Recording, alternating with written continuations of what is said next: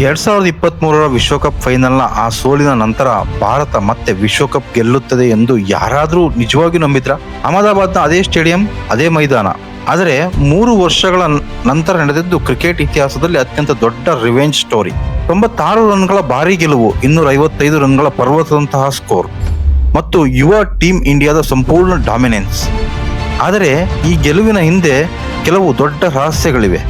ಟೀಕಾಕಾರರನ್ನು ಮೌನಗೊಳಿಸಿದ್ದು ಒಬ್ಬ ಯುವ ಬ್ಯಾಟ್ಸ್ಮನ್. ತನ್ನ ಕೆರಿಯರ್ ಆಲ್ಮೋಸ್ಟ್ ಮುಗಿದಿತ್ತು ಎನ್ನುವಾಗ ಮಾಡಿದ ಅದ್ಭುತ ಕಮ್ಬ್ಯಾಕ್ ಮತ್ತು ಕೊನೆಯಲ್ಲಿ ಪಂದ್ಯವನ್ನು ಸಂಪೂರ್ಣವಾಗಿ ತಿರುಗಿಸಿದ ಆ ಒಂದು ಬೌಲಿಂಗ್ ಮಾಸ್ಟರ್ ಕ್ಲಾಸ್. ಇಂದು ನಾವು ನೋಡೋದು 2026 T20 ವಿಶ್ವಕಪ್ ಫೈನಲ್ನ ಅಸಲಿ ಕತೆ. 2023 ನವೆಂಬರ್ 19.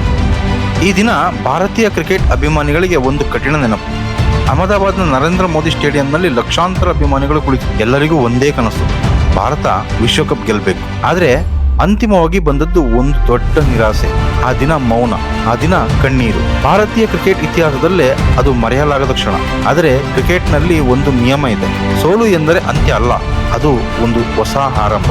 3 ವರ್ಷಗಳ ನಂತರ ಅದೇ ಸ್ಟೇಡಿಯಂನಲ್ಲಿ ಮತ್ತೊಂದು ಫೈನಲ್ ನಡೆಯುತ್ತದೆ. ಆದರೆ ಈ ಬಾರಿ ತಂಡ ಸಂಪೂರ್ಣವಾಗಿ ಬದಲಾಗಿದೆ. ರೋಹಿತ್ ಶರ್ಮಾ ಇಲ್ಲ, ವಿರಾಟ್ ಕೊಹ್ಲಿನೂ ಇಲ್ಲ, ರವೀಂದ್ರ ಜಡೇಜಾನೂ ಇಲ್ಲ.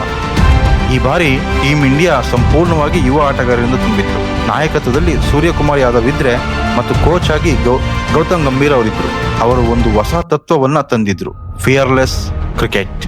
ಭಾರತ ಫೈನಲ್ ತಲುಪುತ್ತಿದ್ದಂತೆ ಟೀಕೆಗಳು ಕೂಡ ಹೆಚ್ಚಾಗಿದ್ದು. ಪಾಕಿಸ್ತಾನದ ಕೆಲವು ಮಾಜಿ ಆಟಗಾರರು ಟಿವಿಯಲ್ಲಿ ಕೂತು ಭಾರತೀಯ ತಂಡವನ್ನ ಟೀಕಿಸೋದಕ್ಕೆ ಶುರು ಮಾಡಿದ್ರು. ಭಾರತದ ಪಿಚ್ಗಳು ತುಂಬಾ ಫ್ಲಾಟ್, ಅದಕ್ಕೆ ಬ್ಯಾಟ್ಸ್ಮನ್ಗಳು ರನ್ ಮಾಡ್ತಾರೆ. ಇನ್ನು ಕೆಲವರು ಯುವ ಆಟಗಾರ ಅಭಿಷೇಕ್ ಶರ್ಮಾ ಕೇವಲ ಒಬ್ಬ ಸ್ಲಾಗರ್ ಅಂತ ಲೇವಡಿ ಮಾಡಿದ್ರು. ಆದ್ರೆ ಫೈನಲ್ ದಿನ ಮೈದಾನದಲ್ಲಿ ನಡೆದದ್ದೇ ಸಂಪೂರ್ಣವಾಗಿ ಬೇರೆನೇ ಕತೆ. ಟಾಸ್ ಗೆದ್ದ ನ್ಯೂಜಿಲೆಂಡ್ ಮೊದಲು ಬೌಲಿಂಗ್ ನ ಆಯ್ಕೆ ಮಾಡುತ್ತೆ. ಭಾರತದ ಬ್ಯಾಟಿಂಗ್ ಶುರುವಾಗುತ್ತೆ. ಮೊದಲು ಓವರ್ನಿಂದಲೇ ಅಭಿಷೇಕ್ ಶರ್ಮನ ದಾಳಿ ಶುರುವಾಗಿರುತ್ತೆ. 4, 6, ಮತ್ತೊಂದು 6, ಸ್ಟೇಡಿಯಂ ಸಂಪೂರ್ಣವಾಗಿ ಗರ್ಜಿಸೋಕೆ ಶುರು ಮಾಡುತ್ತೆ. ಕೇವಲ 18 ಬಾಲ್ಗಳಲ್ಲಿ ಅರ್ಧ ಶತಕ. T20 ವಿಶ್ವಕಪ್ ನ ಫೈನಲ್ ಇತಿಹಾಸದಲ್ಲೇ ಅತಿ ವೇಗದ 50 ಇದಾಗಿದೆ. 21 ಬಾಲ್ಗಳಲ್ಲಿ 52 ರನ್. ಅವರು ಔಟ್ ಆಗುವಷ್ಟರಲ್ಲಿ ಭಾರತದ ಪವರ್ ಪ್ಲೇಯಲ್ಲಿ 92 ರನ್ಗಳು ಸೇರ್ಪಡೆಯಾಗಿತ್ತು. ಆ ಕ್ಷಣದಲ್ಲಿ ಎಲ್ಲರಿಗೂ ಒಂದು ವಿಷಯ ಸ್ಪಷ್ಟವಾಗಿದೆ, ಈ ಫೈನಲ್ ಭಾರತದ ತೆಕ್ಕೆಗೆ ಬಂದಾಯ್ತು ಅಂತ.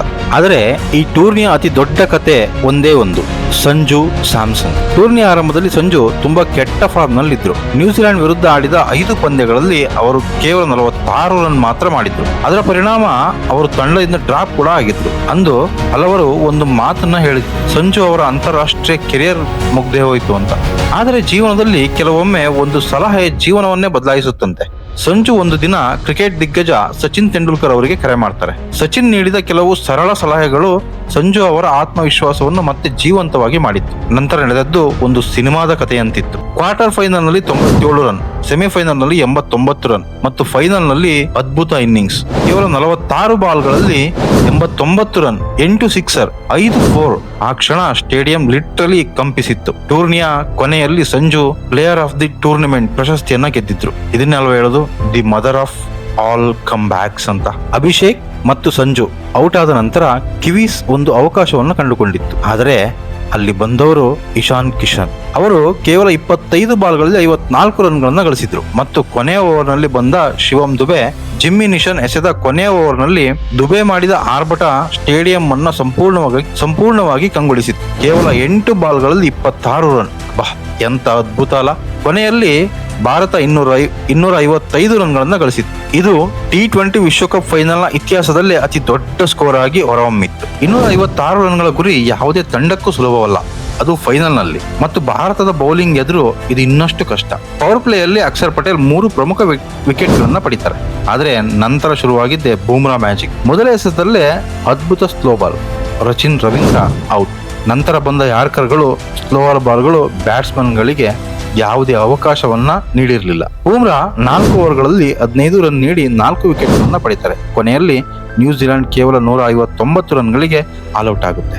ಫೈನಲ್ ನಲ್ಲಿ 96 ರನ್ ಗೆಲುವು. ಇದು ಕೇವಲ ಗೆಲುವಲ್ಲ, ಒಂದು ಘೋಷಣೆ. ಯುವ ಟೀಮ್ ಇಂಡಿಯಾ ಜಗತ್ತಿಗೆ ಹೇಳಿದ ಒಂದು ಮಾತು, ಭಾರತೀಯ ಕ್ರಿಕೆಟ್ ಇನ್ನು ಶಕ್ತಿಶಾಲಿ. ಸೂರ್ಯಕುಮಾರ್ ಯಾದವ್ ಅವರ ಕ್ಯಾಪ್ಟನ್ಸಿ, ಗೌತಮ್ ಗಂಭೀರ್ ಅವರ ಸ್ಟ್ರಾಟಜಿ, ಅಭಿಷೇಕ್ ಶರ್ಮಾ ಅವರ ಸ್ಫೋಟಕ ಬ್ಯಾಟಿಂಗ್, ಸಂಜು ಅವರ ಕಮ್ಬ್ಯಾಕ್, ಮತ್ತು ಬೂಮ್ರಾ ಅವರ ಮ್ಯಾಜಿಕ್ ಇವೆಲ್ಲವೂ ಸೇರಿ ಟೀಮ್ ಇಂಡಿಯಾವನ್ನ ಚಾಂಪಿಯನ್ ಮಾಡಿವೆ. ಬಹುಶಃ ಇದು ಒಂದು ಹೊಸ ಯುಗದ ಆರಂಭ.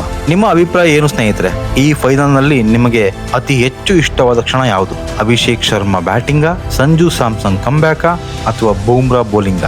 ಕಮೆಂಟ್ ನಲ್ಲಿ ತಪ್ಪದೇ ಬರೆಯಿರಿ.